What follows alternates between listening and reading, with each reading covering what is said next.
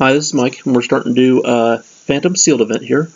Phantom means I will not be keeping the cards on Magic Online.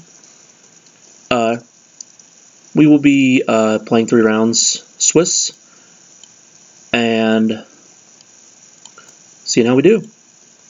Here's our rares and mythics. We did get, as foretold, and Dispossess. We're playing red. There's no question about that. There's 2 Glorybringers and a Manticore. This, even if I did actually pay for this, this would not be enough to cover my entry fee, because this would be like $30 to enter. So we are still happy we paid nothing for this, except for like the 6 tickets to get in. But we are definitely playing red. That is given, and also our red is very deep, which is also sweet. But let's see what else we got here as well. We have Edifice of Authority. That's a good card. We have the White Monument, which is the best monument out of all 5. We have a Evolving Wilds. We're going to set that over here just to remember that about. And we have 2 Bluffs. Those could be a factor on occasion, but not very often. Our white is very light, so we're going to go ahead and just take a look at it real quick. 2 Talk Crop Elites. Those are good. 2 Trial of Solidarity. It's good. This guy's fine. And Sacred Cat. So we have 4 good white cards. When I do sealed, I like to find the good cards out of each color, put them in a pile by themselves, and then see if that actually fits to what else I have. As you can see, I already put on the red cards, but we're going to do that last, just because I am 100% playing red. So I want to try to find my second color. Here's 2 Shimmering Drakes. I have 20 minutes, so I have a lot of time.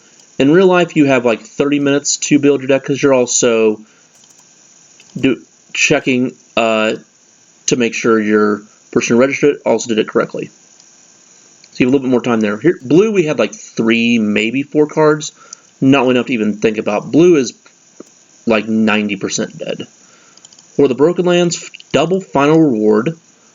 Unburden is playable. We have a Wasteland Stringer. We have a Undeath. Word of Death. We also have a Nest Scarab. We had that card's not playable. It's limited. We have Cartouche of Ambitions, and also Blinded Bat. Trial Ambitions might get played. Mathematic Mummy and Doom. And then I love Supernatural Stamina and Shed Weakness as being like the 2 1-minute combat tricks in this set. Both are really good. The white one's also good too, but I don't have that to show you right now. Those are my black cards. Black is pretty deep, so we're going to look to probably play black with our red. It's not totally true, but there's a chance we play a different color with that instead. Let's take a look at green real quick. Double Sandworm, Colossipede, Double Giant Spider, 2 Trial of Strength. That is 2 4/2s on 3 mana. 2 Kudos is great too. Gift of Paradise is pretty good. If we had more of those, I'd definitely consider that. Green is deep. Wow. Yeah, green is really deep. Also Shed Weakness. That's 12 cards in green. Okay, that's good amount of green too. Okay, let's see what we got in the red pile. We have a Ceradon. We have a Minotaur. We have double Electrify. We have Thrasher Lizard. That is a good card. We have 2 Path Ranger Initiates. A Fling. A Brawler's okay. It's aggressive. I'm not usually an aggressive player, but that's fine. I don't mind being aggressive. Okay, so here's our thought process. We have a lot of late game cards in both green and black, with double Final Reward, double Glorybringer, double Electrify. In green we have double Trial Zeal, double Trial Strength, sorry. and then double Grail Sandworm, double Kudo, we have some big guys in green. We could power that up with the red. We don't have much in black as far as bodies, but we do have 2 final rewards. So what I think we're going to do is we're going to go green, red, and splash black for final reward. In this set, if you get the cards to actually splash and the mana base actually lets you, then you kind of want to, because in limited your decks are kind of clunky sometimes, and you may need the extra cards to actually splash with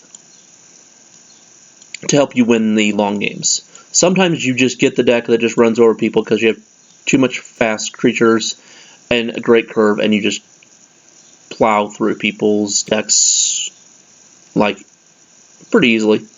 So here's what I'm looking at. I have 28 cards. I have no other black cards I want to play.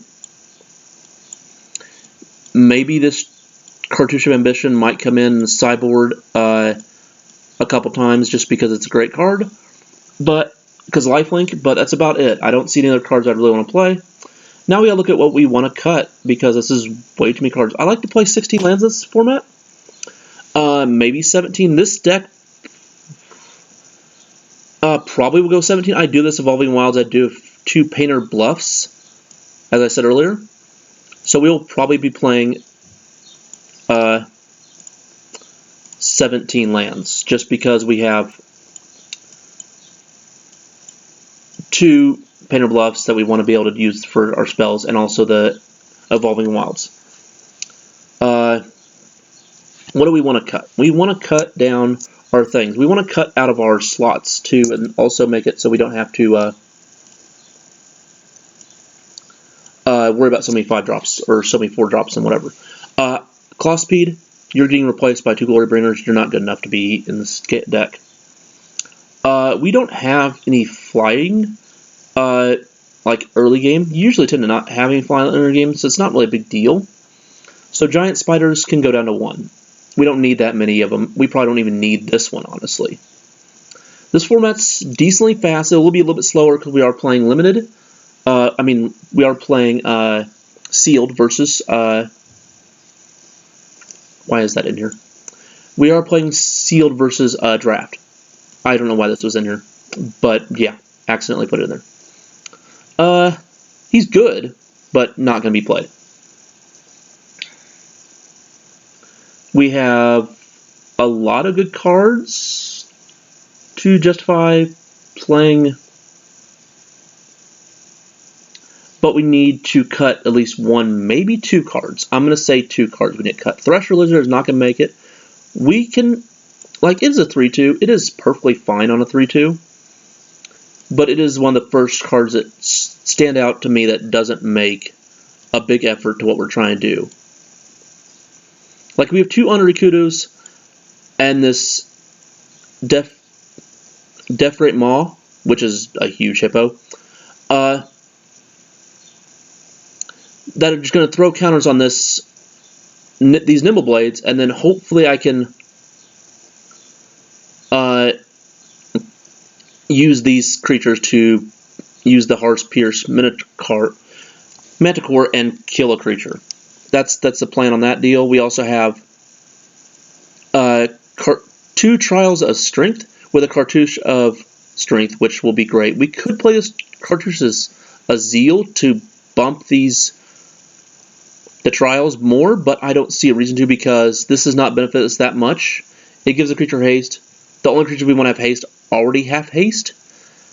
And yeah, we don't need the blocking thing, because he's already killed a blocker that's going to be blocking him with Exert. So, yeah, we don't need that card either for that reason, and I still need to cut a card. That's why I'm not really worried about that. We could go 24 and play 16 lands. We could also go to 41 and play 17 lands if we felt like that's the need, if we don't want to cut a card. We have 13 creatures. We don't have that many bodies. I want to cut this Monument, because it does not do enough for us. We do not get enough out of it. Our creatures do not get played as often, so we do not get much out of it as far as like the extra tokens that we get out of it. And the extra tokens are only going to be there for fodder for our Kodos and Great Maw. That is true. I'm going to go ahead and maybe reconsider. And then it's still fine. I don't know.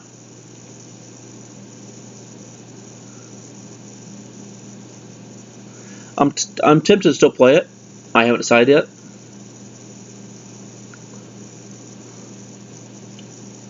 But then again, I don't know what else I would cut.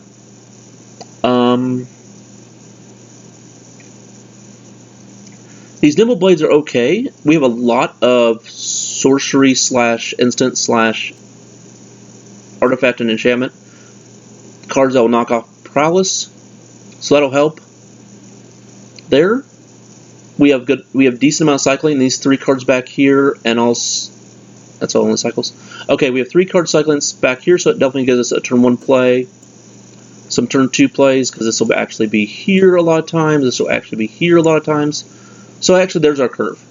So yeah, we could play 16 lands. Okay, we're going to. This is going to be a 16 land deck. We're going to play that.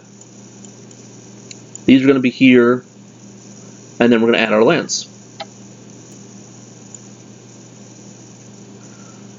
We still want a swamp because we want to be able to cast Evolving Wilds. So what I'm going to do is I'm going to go ahead and actually add the swamp because we got one in our packs. It's not the same picture, but that doesn't matter. Okay, so now I'm going to cut that swamp and go 6/6. Our double colors are in green, but they're late. So I'd much rather go into red more. Our green is not very committable. Early, yeah, so. But we want to see it eventually. We do want to see our green on 3. We do want to see our red on 2 and 1. So we want to be able to cast our spells on time. Our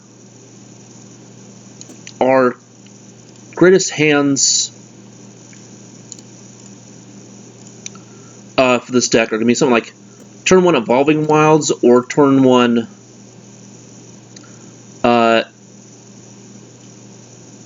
why is it doing that? Anyways, turn 1 Evolving Wilds or turn 1 Ceradon. In a turn 2 Nimble Blade. In a turn 3 Gift. Down here. Get to Paradise. In a turn 4 Glorybringer or play the Ceradon, and then turn 5 play the Sandworm. That's what we're hoping for. That's the best hand we could possibly ask for. We're not going to get that very often. We're going to get a lot of these weird interactions that are going to work. Another cool thing we can do is this Shed Weakness allows us to remove counters from guys we put them on later on and make them bigger real quickly. Because like Prowess, this is Giant Growth +1/+1 on these Nimble Blades, which is sweet. So at turn 3, we can put this on it, and then turn 4, the Shed Weakness plus another drop will allow this thing to really become big in a block. That's really good. And it'll kind of definitely not expected from our opponent. So we're going to submit this deck. I don't see any other plans to change anything. One quick look. Nope, we're good. Submit. And I'll pause for round 1. Alrighty, here we are in round 1. We are on the draw. Most likely. And we have a decent hand. We have a Cycler on 2. And if we draw a land, we'll have Gift on 3 or a Monument on 3. We will be keeping. We do have our black, which is nice. We can also have our red, which is from Gift. And we'll see how it goes from there. Our opponent is playing blue. And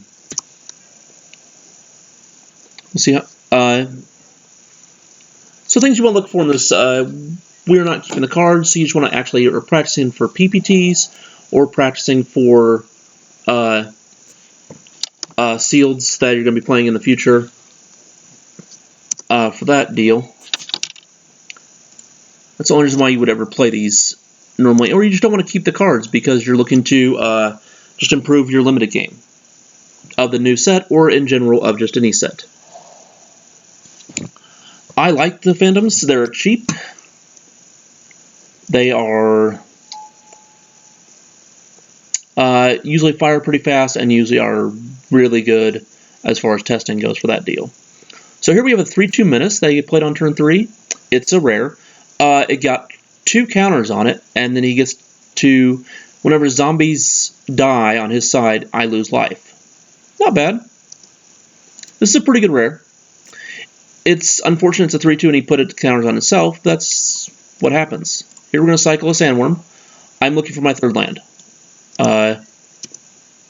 I got there, and I also got all 3 colors. That's sweet.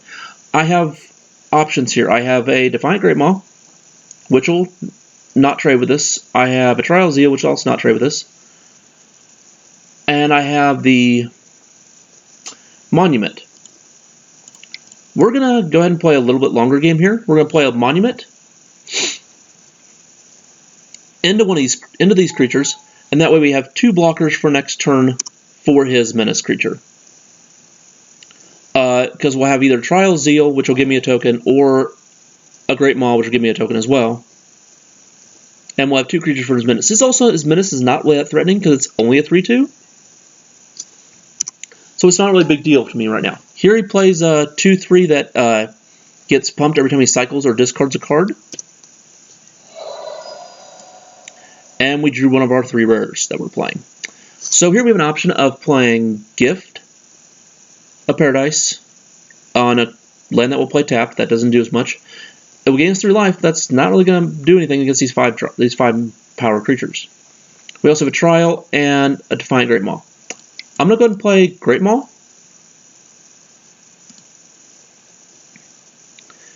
And the neat thing about the Great Maw is that we have an option now to play a 4/5 or have a 2/3 and a 1/1.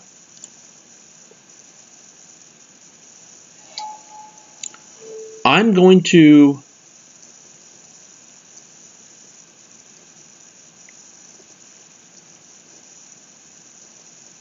have a 4/5.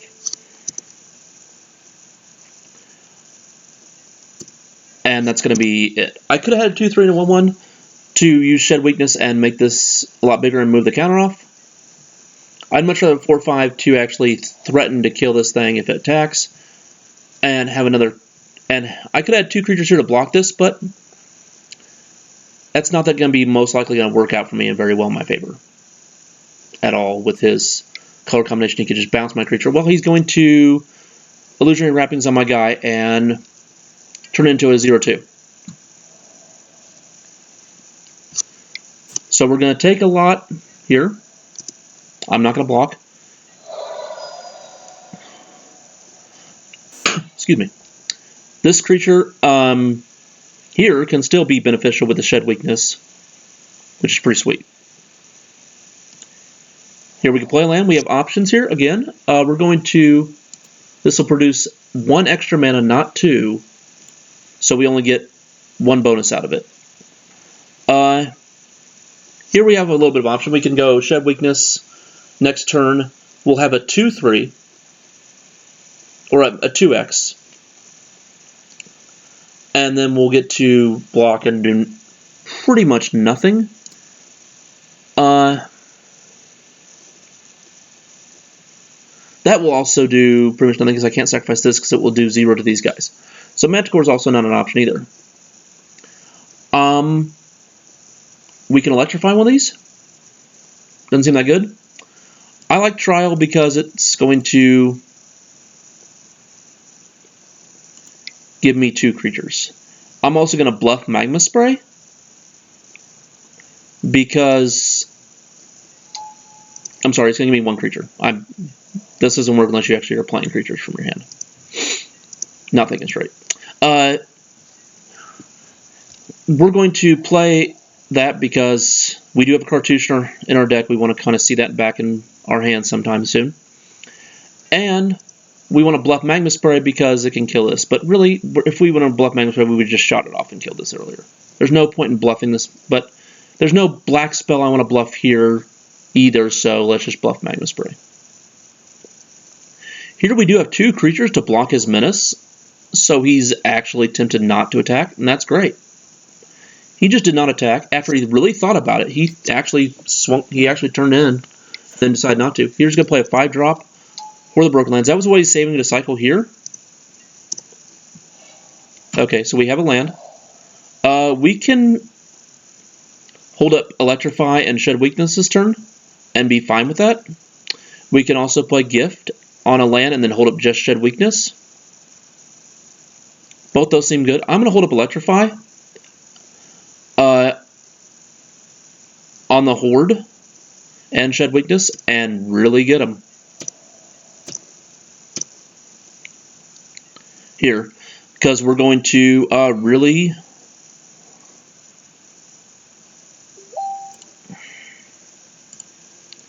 get him pretty well.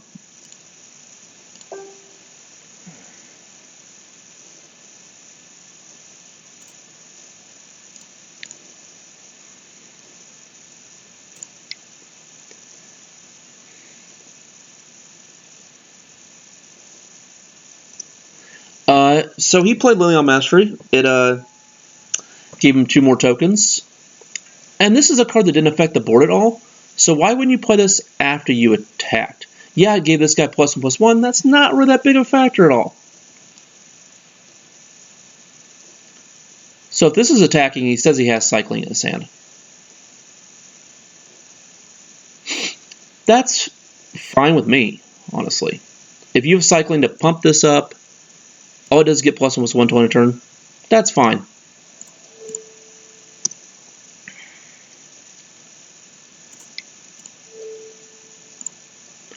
We're going to trade our Shed Weakness for his creature.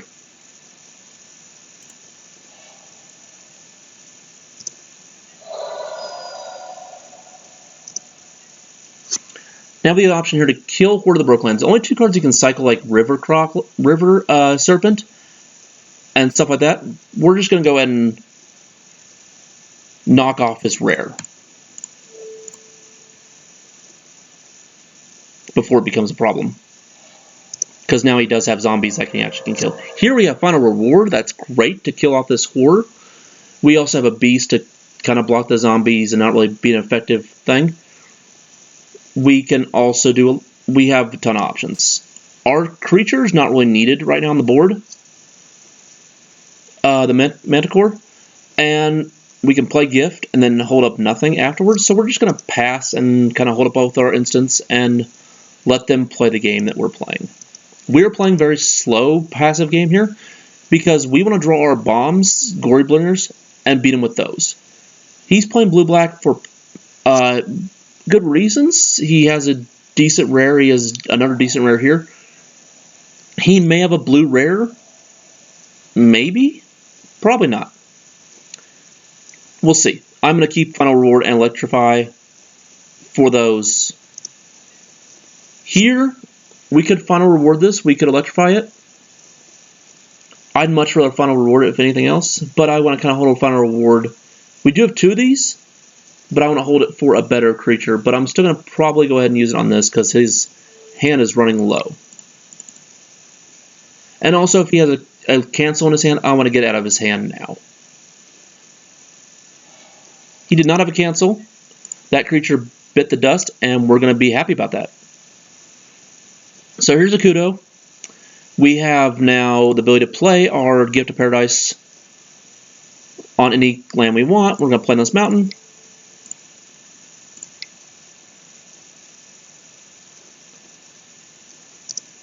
Gain 3 life. Then we're going to tap this for double green. And the Kudo. Get a 1/1.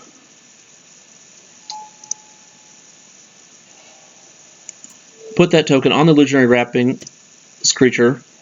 Make it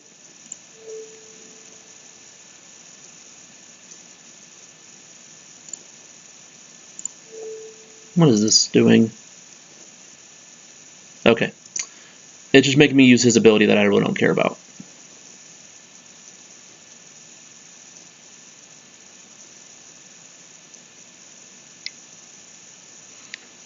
He's going to ice down 2 of my creatures. They don't untap next turn. That's fine. One wasn't attacking anyways, but it was a great blocker for his board. And one was going to attack actually that turn. Here he's swinging for 6. This thing's done its job. I'm gonna get rid of it. It doesn't matter. This warrior, we'll keep around for a little bit.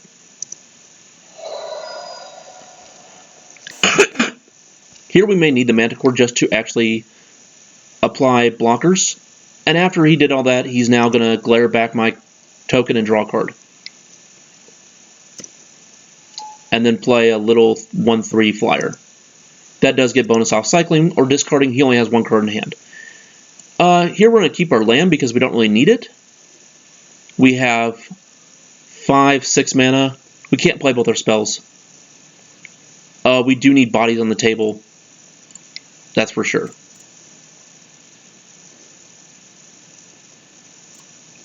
Here we'll play Manticore.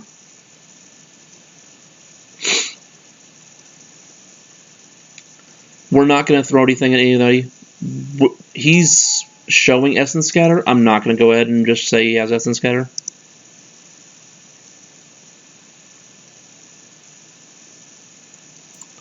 I'm not going to sacrifice any creature. I'm just going to say this board is pretty good. And it is pretty good.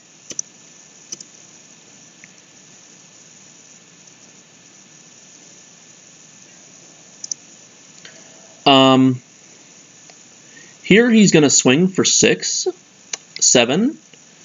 He's going to get in with this lovely, the pretty good board here. I'm going to go ahead and see here, 7 damage. I need to get rid of this flyer. That's what Electrify is going to do next turn. 7. He has to do quite a bit of damage to actually kill me. In this format, you don't have much reach unless you have cut ribbons. He's not playing red, so I'm not going to assume he has cut ribbons at all. So I'm just going to take all 7. I'm not going to worry about it. Okay, Evolving Wilds, we're going to definitely play that. It's a land. We want to get lands out of our deck, and moving on. Here, we're just going to swing with our 2 warriors, and then our Manticore.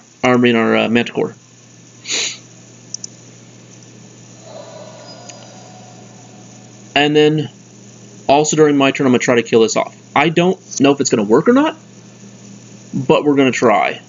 I'd rather do it during my turn, so that way he doesn't get the pumps effectively on his turn.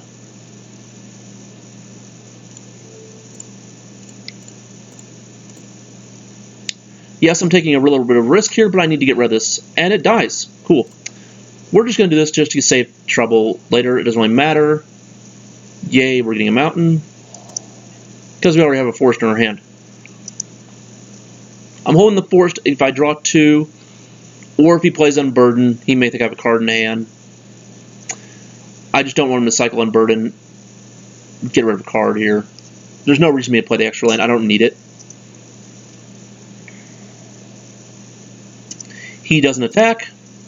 I'm not surprised. Here we'll just play a land because we have 1. Why not play a second one? And we're just going to pass. We have nothing in our graveyard to actually cast as far as split cards go, and we're just trading turns here. There's nothing really we can do about this.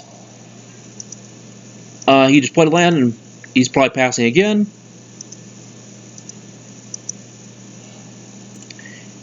Here we drew one of the best cards for the situation where we are down in the game. Edifice. It's allowing him not to attack with one of his creatures, then after he gets 3 brick counters, they cannot attack or block. Here's an unblockable, which we'll be edificing a lot.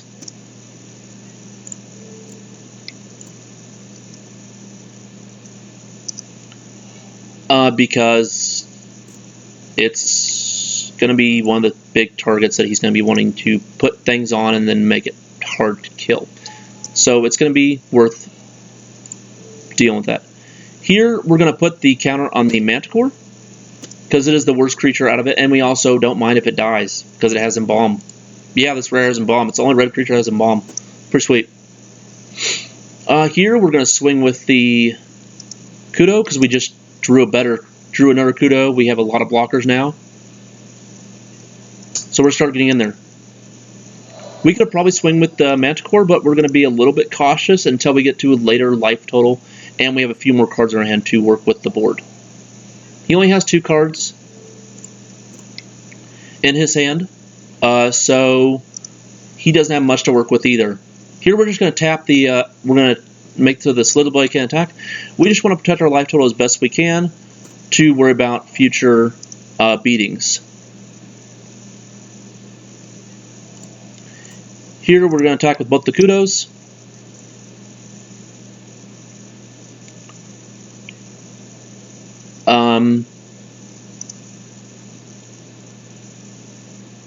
He's going to double block with zombies. That's perfectly fine with me. So we're trading a token for a Kudo. That's fine. Yeah, it sucks, but we need to punch damage in. We need to start ending this game for a bunch of different reasons. Our clock and the fact that he could probably draw something that really affects this game to make it and swing back in his favor. And we don't want him to do that. Now we have 3 brick counters on this edifice. We're going to leverage it now for attacking.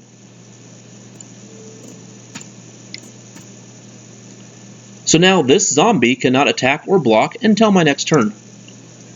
So now we can start to send a lot of creatures over.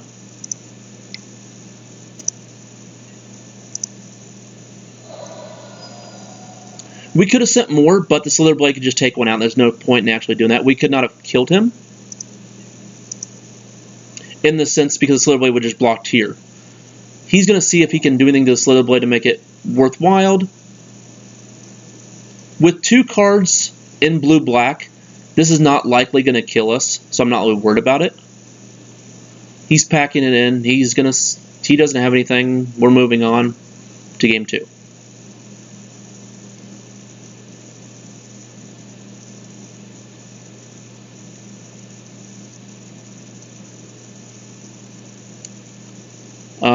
Possibly. He's tanking forever. Here he's going to show me a rare, commit to memory. He's going to cast both sides. Okay. We have a game. He now has got a full hand grip, so do we. We have all our graveyards back in our decks. We have now a full game going on, and I have a lot of cards I can play this turn. I can play Electrify. I can cycle Ceradon. And yeah, he's going to play a little 1-3.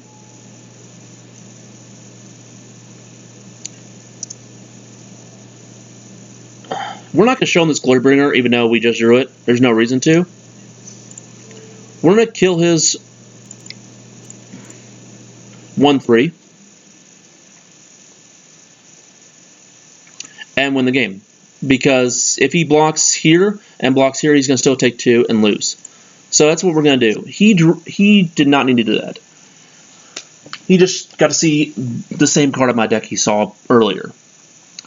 Here we don't have really anything to bring in. This is the only card really we have a sideboard, unless we want to bring in stuff for flyers.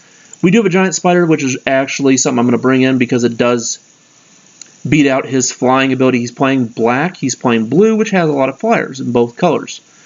What do we take out is the question. He does have Lily on Mastery, so I kind of want to keep the Monument in.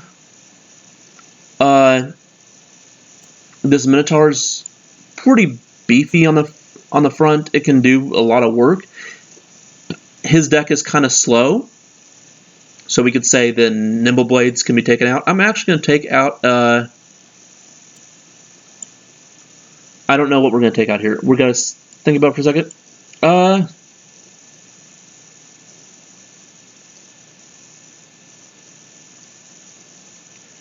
It's probably going to be one of these 3 drops, either the Defiant Great Maw or the Kodos. I'm actually taking out the Great Maw.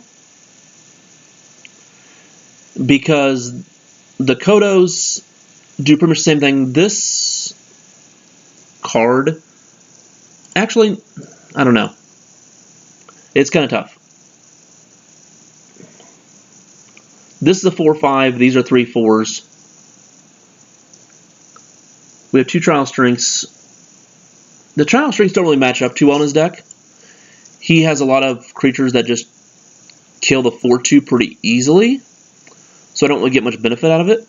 So I need another creature that's going to just gum up the ground and also the flying. It's pretty sweet. We're going to submit. Alright, here we are for game 2. We're going to keep this really slow hand, that's fine. He's playing a slow deck and so are we, that's perfectly fine. Here we're going to save the trouble, get our swamp. We are on a time crunch a little bit, so we're going to worry about that just a little bit, just in case we do go to game 3. But it's not a big deal. We don't have that much of a real reason to really worry about it. Here we drew all 3 of our colors, which is sweet. We're going to have a lot of mana and a lot of things to do with it, which is great. He is putting a lot of pressure on us already with a 1-power creature and then a 4-power, total of 4 power on the board already. We have the option of Get to Paradise or the Monument or the Kodo. I'm just going to play the Monument again because I want to get most value out of it, and we need a lot of bodies to block the menace and move on with the game. Congratulations. Here he plays his rare, one of his 2 rares, and is going to load the counters on his flyer.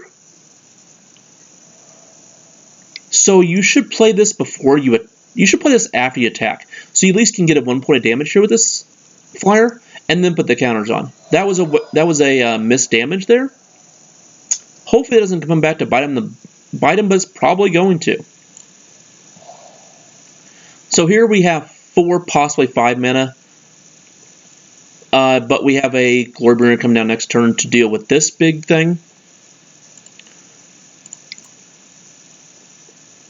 So we're just going to play the Kodo.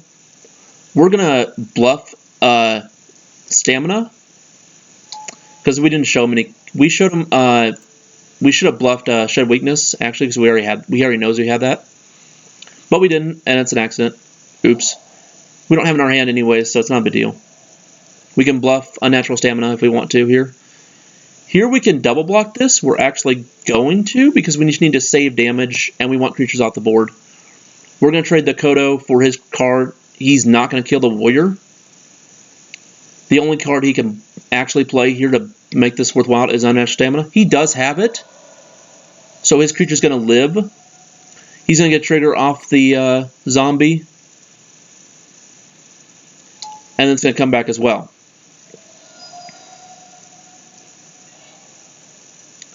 That's unfortunate, but it's what we had to deal with right there. Here we have options of Glorybringer, options of Final Reward. I'm just going to go ahead and play Glorybringer, get our little token. He has not shown me cancel. He has not shown me Essence Scatter, so I'm not going to worry about those. Here we're going to exert and knock off his Plaguebringer. And I'm pretty sure that's going to get out of the way here really quickly. Whenever he wants to let it die. He could bounce this, put it on top of his deck, draw it again. He's going to put it back on top of his deck. No, return to his hand and draw a card. So he's going to get his creature back later. He's going to sacrifice his flyer. That's fine. I don't know why he did that. He has a lot of damage. He has 20 life. Save your creature. You don't need to do that. There's no point. Here he's playing Slitherblade and his Beetle, and then he's probably going to swing for 3. Excuse me. And he's putting his counters on the Belcher as well. I can't block because both these have Menace, and this is also unblockable as well. Here we need some life, and we need the cartouche to actually do some work, as well as clearing the board. So we're going to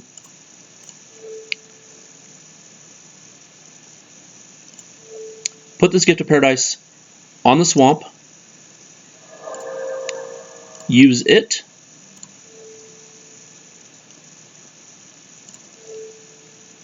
for the cartouche, eat his rare a second time,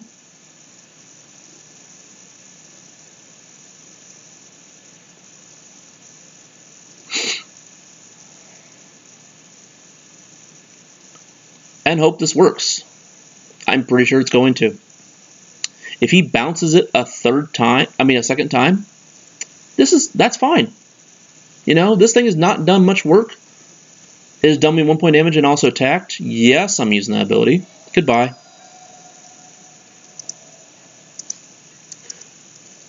And then we'll move on to next turn. Glorybringer will untap next turn, and we'll be able to knock off one of these creatures. We'll probably knock off the Slither Blade, let the Minotaur get final rewarded, and then own this game. He has 2 cards left in hand, so we don't really have much. He's going to Gale Strike my creature? Okay. That has haste. That has exert. It's going to just make me tap 5 mana again next turn. Seems good. Sometimes in these queues you do get to play against a lower quality of players. That's fine. It happens. Greater Sandworm. We have 5-6 mana. We're going to just play Glorybringer. If he has a cancel here, congratulations, he's going to do it on either one of these cards we play. We're still going to get the token out of this regardless. We actually have 7 mana. We could play the Sandworm as well. No, we just want to play the Glorybringer.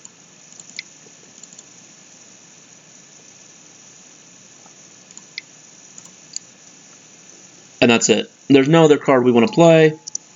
Here we get our token.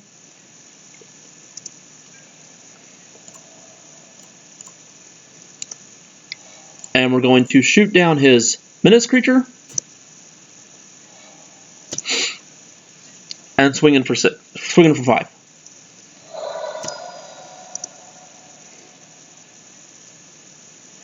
You're saying, why didn't I shoot down this? Why didn't I deal with this? Because it can't be blocked. We can block the Cursed Minotaur. I kind of wanted to actually put things on this and actually get it better, because I'll just kill it with final reward. I'm not really worried about it that much. Here's a Serpent. It's a 5/5. It does a lot of work. It can attack because he has a lot of cards in his graveyard. But it's just going to get lit, and that's fine.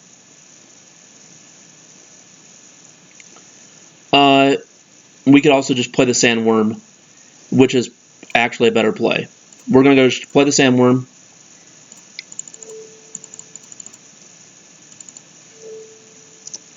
Get another token. And then pass the turn. Our Glorybringer will kill this Slither Blade on the next attack. And for his next exert on a creature. We still have 3 removal spells / combat tricks in our hand. We are sitting really well. Even though we're at 5 life, I'm not worried one bit about the situation. He has 1 card in his hand. He's going to cast it. It's Commit to Memory. He's going to bounce my Sandworm. Get in with both of his creatures. I have to block, so we're just going to chump. And I'm going to end his board this turn.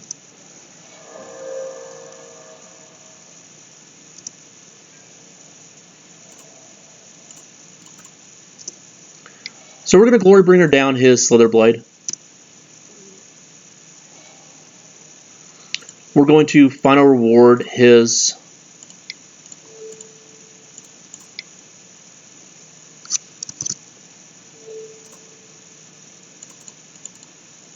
River Serpent. And then we're just going to pass.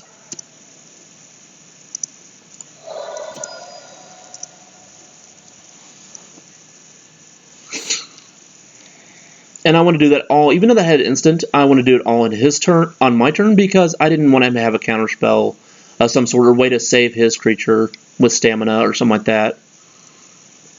Here he's going to bounce my creature, and then probably cast Memory to hope to save this game.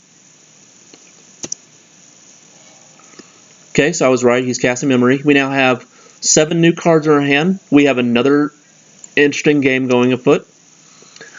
I really like Commit to Memory. It makes games become way more interesting in both sides if you actually are able to cast both sides of that card. It's pretty sweet. Here we could have just killed him and I didn't even see it because I was talking too much, which is unfortunate, but I don't see a way he can come back at all. So yeah, we want to play another turn. We want to really punish this guy for giving us a full hand. Oops. Here we're just going to go ahead and play Edifice of Authority. Hold up Electrify and Edifice just in case he has anything. I accidentally screwed up and then didn't have enough to actually kill him. I could have done a lot more damage with Glorybringer, but it wouldn't have done a kill.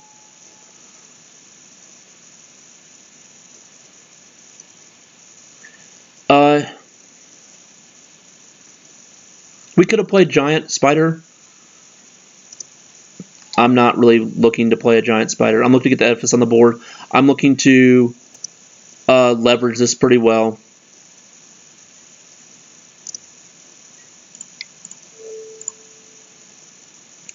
And get it up to 3 counters pretty darn fast. Here we got a land. We have 7, 8, 9 mana. So we can play 2 things. Glorybringer seems pretty sweet, as it always does.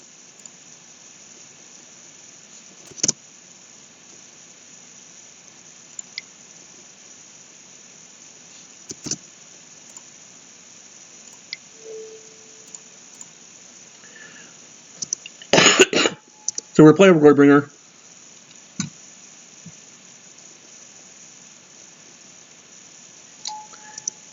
Once again, I'm not going to assume he has cancel at all.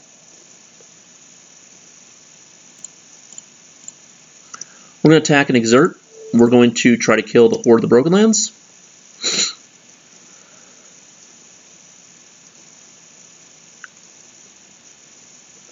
If he has some cool trick here, I'm going to electrify this thing. If it comes back like unnatural stamina. It did not, so we're going to deal him 6.